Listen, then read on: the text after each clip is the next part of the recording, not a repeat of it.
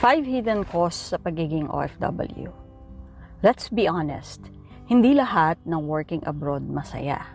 As an OFW myself for more than 20 years, alam ko ang tahimik na bahagi ng kwento.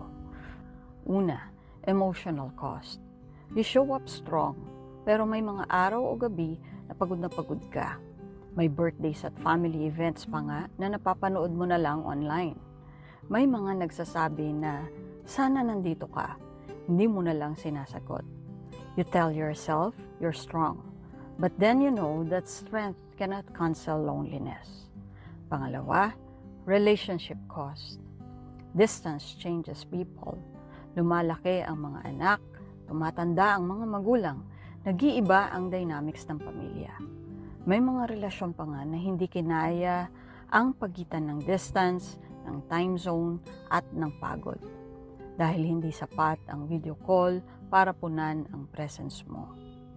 Pangatlo, identity cost. Sa Pilipinas, maaring supervisor or manager ka na.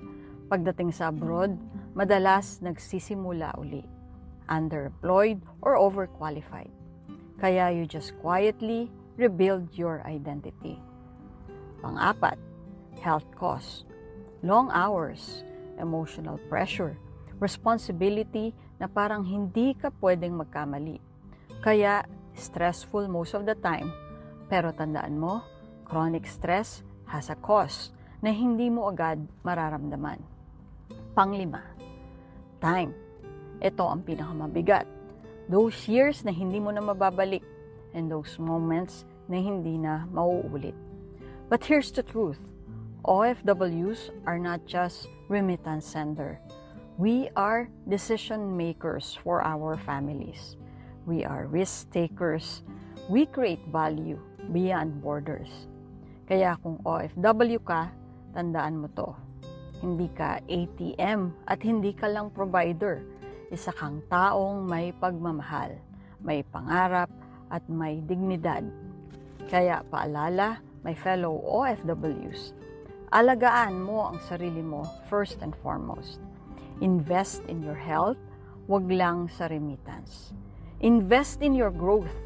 Invest in your future identity beyond the job contract. And remember this, sacrifice without strategy leads to burnout, but sacrifice with purpose leads to legacy. Kung OFW ka at patuloy kang lumalaban ng may dignidad at direksyon, I honor you. May your sacrifice